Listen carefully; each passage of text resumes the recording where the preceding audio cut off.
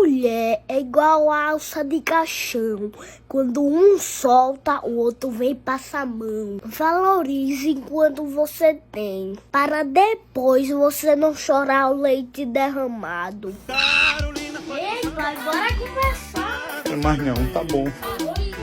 Oxi, João, rapaz, o que é isso, meu filho? Pai, minha namorada não deixou eu pescar com meus amigos, aí eu fui pescar aqui, né? Ah. Já que ela deixa. Ah, tá certo, meu filho. E tá pegando o que, João? Eu queria era pegar, pai, uma piranha. Se minha vida é errada.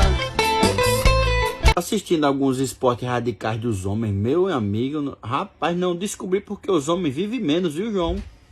Pai, se preocupe não, do jeito que o senhor tá raparigueiro, logo o senhor vai saber porque os homens vivem menos. João, manda.